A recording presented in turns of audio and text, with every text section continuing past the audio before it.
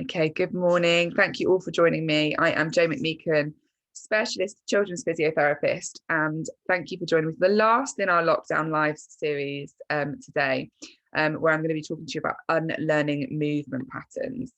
Do a little bit of demystifying for what it is that movement patterns are. You know, we talk about movement patterns a lot as therapists. I've been reading a book which is coming up in there's a book review coming up in my Therapy Toolkit Hub membership platform, which will come out at the end of the week. And the book review is basically a book that's written by a parent of a child with spastic diplegic cerebral palsy. And there's a really interesting line in there, which I thought really resonated for our talk today. And the line says, and I'm going to paraphrase it, not quote it completely, but it says, I wanted to know, as a parent, I wanted to know why the physios were teaching my child to roll when all I wanted them to do was to walk. And for me, that really encapsulates why we're talking about what we're talking about this morning. So movement patterns. What is a movement pattern? We talk about these patterns of movement, and typically, I suppose we probably refer to them a little bit more for children who present with some kind of high tone, but they are really relevant in everything that we do. And they're relevant for all types of evaluation of movement, not just in pediatrics, but for lots of things that we do as physios. And when we are looking at introducing some treatment or some play or some intervention of some sort, we often think about what patterns of movement are showing. It's just really a way of us evaluating where certain areas of the body are strong and where certain areas of the body are a little bit more challenged in their strength and their stability. But patterns of movement are to do with the way that we put together or sequence our movements. And when we are using the same patterns again and again, and we're strengthening along the same areas or following those really nice, safe, secure, and slightly stronger areas of our body, we lose this repertoire or this big variety of skill. And what's really important for things like balance, stability, for postural control, and for being able to kind of plan and navigate different challenges for movement with our body, we need to have a real variety in the way that we do move. So we need to be moving in more than one direction, and we need to be able to move the left and the right sides of our body separately at the same time. And we also need to be able to move the top and the bottom half of our body differently at the same time. And this allows us to kind of access our environment in a much more efficient and effective way. It also means that we are able to, when we look at typical development, so for children who follow a typical development trend or follow those kind of typical patterns of developing their movement skills, what we see is that these opportunities to move the left and the right sides of the body separately, or the top and the bottom half of the body separately, means that the left and the right sides of the brain talk to one another more. And in talking to one another more, they create more solid pathways for planning our movement, for sequencing our movement. So what's really important, and this is particularly relevant for children who have sensory challenges or who may have had altered experiences for their movement skills. But what's really important is that when children don't put together these building blocks, these movement skills in a typical way, when they miss certain sections of it out, or they perhaps do things slightly differently or use those repetitive patterns of movement as well. I'm really sorry, my dogs are barking downstairs.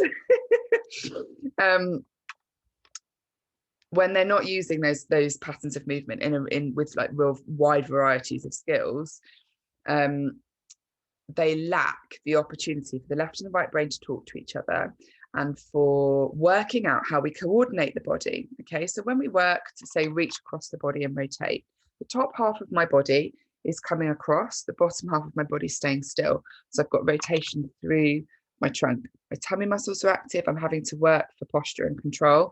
And I'm having to take the right side of my body, my right hand, across through my visual field here in the middle. And it's integrating with the left side of my world. Okay, so we connect the ability for the left and the right side of the body to come together, to work together, and to understand how they work together. And when we do that, we improve our ability to coordinate our movements, to plan our movements. So this happens very fast for most of us in our brains. So we see a task, we think, I know what I need to do to be able to complete that. So for me to be able to reach to my cup of coffee, I know I've got to engage my tummy muscles. I've got to reach across my body. My left and my right sides are working together to bring my cup into the center here. And I know what comes next. So my brain has the ability to plan those movements, to sequence those movements, and then to turn that volume button up and down in a way that means that I've got good control and coordination over what I'm doing. Hope this is making sense so far. Okay, so for children who are have gaps in their development, so who may miss out skills like crawling, for example, or who will learn to sit by being placed in sitting rather than working out how they get from a lying position up into a sitting position.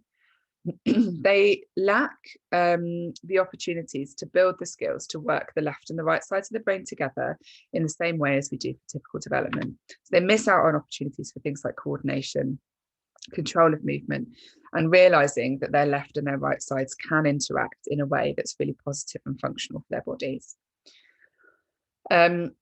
So when we talk about unlearning movement patterns with physio, it's often about stripping back to basics, about reducing the amount of activity or the focus on anti-gravity skills like standing, stepping, walking, for example, and coming back to basics to fill in those blanks that your child has perhaps missed, or, for example, to consolidate. So children learn through play, and they learn by repeating. So they have to repeat things over and over again and have the opportunities to repeat things over and over again for those skills to become really secure and for them to become that natural, like clicking in, knowing what they need to do and when they need to do it. And for children with additional needs or physical needs, when they are working along the same patterns of movement, so in the same directions all of the time, often it's in that forward and backward direction. Or for some children who may have a upper limb affected on one side, for example, they might interact a little bit more to the opposite side. And this side of their world doesn't exist in the same way because they don't experience it in the same way, because their opportunities to engage with it are not the same. So one of the reasons that as physios we talk a lot about focusing on those foundation skills and focusing on those building blocks is because we fill in those blanks. And by filling in those blanks, we create opportunities for new development, opportunities for those skills to get bigger and more varied. We call it a repertoire of movement. So a lot of children with physical needs have a really narrow repertoire of movement. So as I say, they will learn to move in a particular way all of the time. And they might avoid challenge, basically. As human beings, we always hit the path of least resistance. Always happens. We all do it, okay? And in taking the path of least resistance, we follow those movements that are familiar to us, where our body is strong. And so it's really important that we shake things up and start to introduce opportunities for asymmetry. We bang on a lot about symmetry as physios, about keeping the spine straight, about working towards posture, about allowing the body to work in alignment. And those skills are really, really important. But when we're talking about movement patterns, what's also important is that we learn to move in asymmetrical ways. So we learn to use our left and right sides of the body in different ways together. And we come back to those patterns again and again, providing opportunities to work across the body, into rotation in asymmetrical sitting patterns like side sitting, for example, or in allowing the head and neck to turn in the opposite direction to arms and legs. And that allows us to start to break down what our bodies natural reflexes or patterns are from birth, and start to introduce a bigger variety. And when we introduce a bigger variety, we build bigger foundations for movement, and we make those more challenging skills like sitting, standing, stepping and walking much more secure. And it also means that you've got more tools in your toolkit. Your child's got more tools in their toolkit for different muscle groups to call on for strength and stability as well. So even if your child is up and walking and they are perhaps having challenges with their balance skills or their coordination, it's always really worthwhile coming back to those skills at floor level. So for those of you who were in my free challenge in November, the balance boot camp, we talked about balance reactions, loads, and we talked about building good foundations for movement there. So some of this might be really familiar to you, but it's always a nice reminder, as you know. So the really important thing is that you're working on the bottom baseline skill, and you're introducing lots of opportunities for rotation, for working across the body to the left and the right sides, for encouraging looking whilst the rest of the body is still as well. So we're separating what one section of the body is doing in relation to the other, allowing our body to control one area and concentrate on isolating the movement from another. And these build really strong patterns for movement. And it's okay to come back down to those levels if your child is up and on their feet, or if they're working on more upright skills. The more you can work on those foundation skills, the more you're still working on those standing, stepping and walking skills as well, and introducing positions for play. So opportunities to kind of sneak physio in and get those activities in on a daily basis is really important. And also a really easy way of ticking the box for sneaky physio and saying, actually, we've done a bit of side sitting today, or we've done a bit of perch sitting today, or I set up an activity that meant my child had to roll, and when they were rolling, they had to reach across their body to do that. Or they've spent some time playing on their side and bringing their hands together, bringing that awareness of the left and their right sides of their body together as well. So off the back of this talk, the last of my freebies that will be released on Thursday is a preview of a brand new Positions for Play book. Now that Positions for Play book covers everything. So if you were in my balance boot camp and we covered the steps for success, we're looking at the floor play skills, the kneeling, the perch sitting, and the stepping skills, working on each of those levels. The book outlines absolutely everything, all loads of ideas for Positions for Play. If you are in my membership group, you will get access to this at the end of the week for absolutely free, because you're in the membership anyway. If you're not in the membership and you're interested in joining them, please do let me know. I'm more than happy to have a chat with you about some of the things that we cover, or you can purchase the Positions for Play book separately for £33.